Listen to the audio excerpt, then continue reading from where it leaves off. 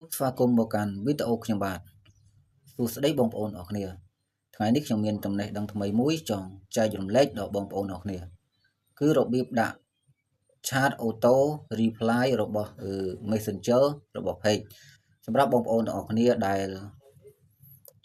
លក់ផលិតផលតាមអនឡាញគឺដោយសារតែបងប្អូនទាំងអស់គ្នាមាន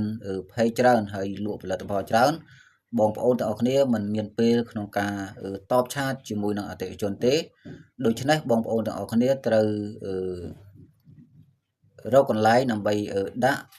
auto reply ដើម្បីឲ្យ AI ឆ្លើយតបជំនួសបងប្អូនវិញដើម្បីធ្វើបែបនេះបានបងប្អូនទាំងអស់គ្នាទី1បងប្អូនទាំងអស់គ្នាត្រូវតែមានapp មួយគឺ Meta Business Suite សម្រាប់បងប្អូនអរគ្នាដែលលក់ផលិតផលតាម page គឺបងប្អូនប្រកាសណាស់គឺជាស្គាល់ហើយគឺ app នេះគឺ Meta Business Suite នេះគឺបងប្អូនអាចផុសវីដេអូតាមនឹងឆ្លើយ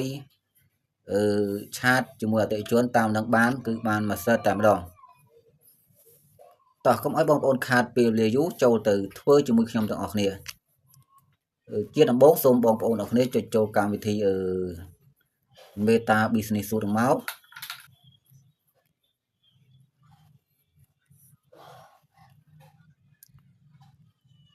អូខេបងប្អូនទាំងអស់គ្នាពេលណាដែលបងប្អូនចុចចូលមកគឺវាចេញទម្រង់បែបហ្នឹងហើយសម្រាប់បងប្អូនដែលទើបតែដោនមកថ្មីគឺចុចចូលដំបូងមកគឺវាឲ្យបងប្អូនlog in ជាមួយនឹង Facebook របស់បងប្អូនដែលចង់ដាក់ឲ្យ AI ជួយ auto reply ឲ្យគឺបងប្អូនត្រូវតែចាំលេខសម្ងាត់ហើយសម្រាប់បងប្អូនដែលចង់ដោនកម្មវិធីហ្នឹងគឺបងប្អូនទាំងគ្នាអាចចូលទៅដោននៅក្នុង App Store ឬក៏ Play Store បានគឺពេលណាដែលបងប្អូនចូលដោនហើយគឺវាឲ្យដាក់ email ឬក៏លេខទូរស័ព្ទហើយបន្តមកគឺបងប្អូនអាចបាយវាលេខសម្ងាត់ចូលដើម្បីចូលមកគឺវាចេញទម្រង់បែបហ្នឹង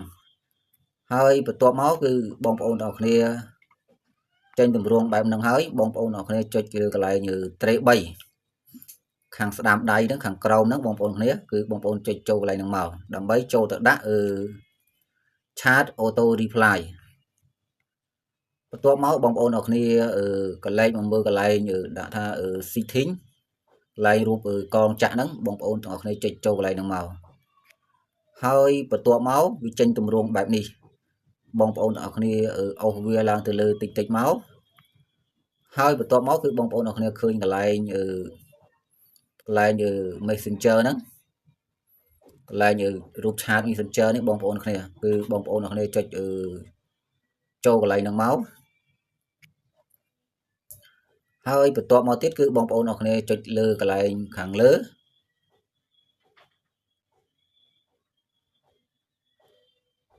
ន្លែងរូបសញ្ញា share ខាងលើហ្នឹងបងប្អូនទាំងគ្នាដាក់ reply ហ្នឹងបងប្អូនទាំងគ្នាចុចចូលកន្លែងហ្នឹងមកអក្សរខាងលើគេហ្នឹងបន្ទាប់មកគឺវាចេញទម្រង់បែបនេះបងប្អូនទាំងគ្នាគឺពេលណាដែលចេញទម្រង់បែបនេះហើយគឺដោយសារតែខ្ញុំធ្លាប់ដាក់ auto reply រួចហើយដល់អញ្ចឹងវាចេញទម្រង់បែបហ្នឹងឥឡូវយើងលុបវិញដើម្បីឲ្យវាចេញទម្រង់ដើមតែម្ដងបងប្អូនគ្នាគឺលុបអក្សរដែលខ្ញុំធ្លាប់ដាក់ auto reply ចោល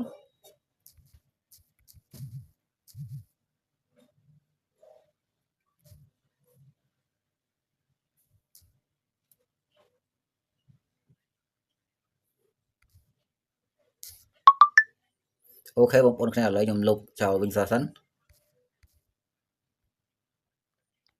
អូខេបន្ទាប់មកបងប្អូនគ្នាមិនទាន់បានដាក់អក្សរ auto reply ទេគឺវាមិនចេញទម្រង់បែបហ្នឹងទេអូខេពេលណាដែលបងប្អូនចុចមកគឺវាចេញទម្រង់បែបនេះចេញទម្រង់បែបនេះហើយគឺបងប្អូនអាចទៅសេអក្សរដាក់ auto reply បែបហ្នឹងមកហើយបន្ទាប់មកគឺពេលណាដែលបងប្អូនដាក់ auto reply ហើយគឺបងប្អូនអរគ្នាកន្លែងមកមើលខាងក្រោមគឺកន្លែងរូបក្បាលមនុស្សនេះគឺក្បាលមនុស្សខាងក្រោមរាងខ្មៅហ្នឹងបងប្អូនគ្នាចុចចូលកន្លែងហ្នឹងមកដល់ចំណុចនេះគឺត តាក់ទងទៅនឹងវាមានច្រើនប្រឡោះមែនតើបងប្អូនគ្នាគឺ2 4 6 8 9គឺឥឡូវនេះគឺអាប់ដេតរហូតដល់9ក៏មុនដូចជាមានតែ6ទេបងប្អូនគ្នាឥឡូវមានដល់ទៅ9គឺច្រើនមែនតើគឺអាប់ដេតថ្មីបន្ទាប់មកទី1នេះគឺដាក់first name ហ្នឹងគឺបងប្អូនចុច add វាចូលសិនមកបន្ទាប់មក first name គឺវាចេញតែឈ្មោះតកូលទេបងប្អូននេះគឺវាចេញឈ្មោះតកូលដំបូងគឺដូចឧទាហរណ៍ថាឈ្មោះឧទាហរណ៍ថាឈ្មោះផលអញ្ចឹងបងប្អូនគ្នាគឺដំបូងគឺវាចេញតែផលអញ្ចឹងទេដល់ពេលចង់បន្ទាប់ទៀតគឺ name គឺវាចេញតែឈ្មោះអញ្ចឹងបងប្អូនគ្នាហើយបន្ទាប់មកទៀតបងប្អូនចង់ទៅមើលបន្តទៀតគឺបងប្អូនចុចកន្លែងរូបក្បាលនៅខាងក្រោមទៀតមកដល់ចំណុចទី2គឺកន្លែងlast name នេះគឺបងប្អូនអរគ្នាចុចចូលទៀតមកដើម្បីអិតចូលកន្លែងនេះគឺវាចេញឈ្មោះអូតូតែម្ដងគឺឈ្មោះដូចធ្វើថាផលនីអញ្ចឹងបងប្អូនគ្នាគឺវាចេញតែនីខាងចុងទេគឺតកូលគឺវាលុបចោលហើយវាថាសួស្ដីនីអញ្ចឹងបងប្អូនគ្នាហើយបន្ទាប់មកទៀតគឺបងប្អូនចុចទៅមើលកន្លែងមុខងារបន្តទៀតមុខងារទី3គឺfull name ហ្នឹងគឺបងប្អូនចុចកន្លែង add បើចូលទៀតមកកន្លែងហ្នឹងគឺវាចេញទាំងតកូលគឺទាំងឈ្មោះរបស់យើងតែម្ដងបងប្អូនគ្នាគឺវាចេញទាំងអស់ម្ដងគឺវាងាយឧទាហរណ៍ថាឈ្មោះផលនីហ្នឹងគឺវាចេញទាំងផលនីតែម្ដងចេញទាំងអស់តែម្ដងចឹងបងប្អូនគ្នាគឺបងប្អូនអាចកំណត់ចឹងបាន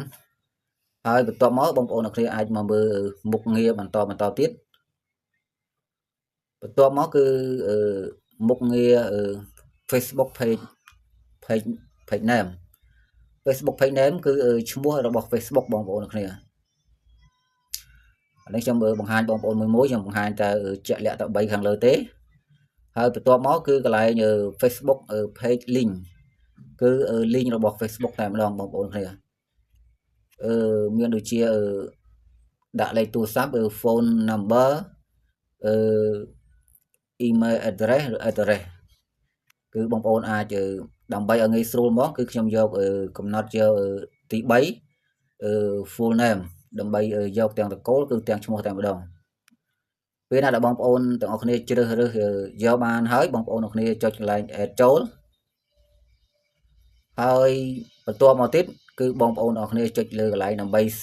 save ឆាតឲ្យវា auto reply ហ្នឹងគឺបងប្អូនទាំងអស់គ្នាឃើញអក្សរខាងលើដាក់ថា save ហ្នឹងបងប្អូនទាំងគ្នាចុចចូលកន្លែងហ្នឹងមកអូខេបងប្អូនទាំងគ្នាពេលណាដែលបងប្អូនចុចចូលមកគឺវាចេញបងប្អូនចុចចូលកន្លែងឆាតវិញមកបងប្អូនសារវិញមក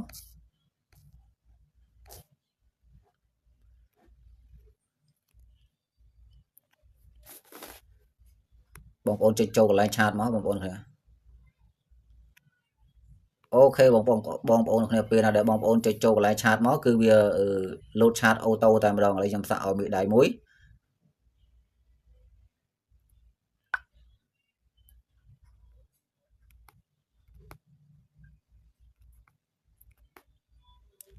ដោយសារតែខ្ញុំធ្លាប់ដាក់ធ្លាប់ឲ្យមេដៃហើយគឺវាលោតច្រើនដងហើយដល់ចឹងវាអត់លោតទេបងប្អូនគ្នាគឺវាលោតបែបនេះបងប្អូនគ្នាពេលណាដែលខ្ញុំឲ្យមេដៃត្បូងគឺវាលោតបែបនេះវាលោតចេញមកបែបហ្នឹងបងប្អូនគ្នាដល់ពេលយើងធ្លាប់ឲ្យមេដៃម្ដងហើយដល់ចឹងយើងដាក់ទៅគឺវាអត់លោតទេបងប្អូនគ្នាគឺវាបានតែម្ដងទេអូខេបងប្អូនទាំងគ្នាវីដេអូហ្នឹងមានតែប៉ុណ្្នឹងទេហើយខ្ញុំសង្ឃឹមថាបងប្អូនទាំងគ្នាអាចធ្វើកើត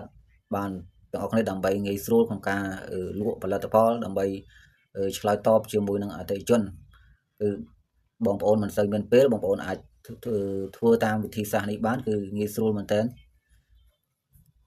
ហើយសង្ឃឹមថាបងប្អូនទាំងគ្នាជួយចុច Subscribe និងដាក់សញ្ញាកណ្ដឹងម្នាក់មួយផងសូមអរគុណជួបគ្នានៅវីដេអូថ្មីបន្តទៀត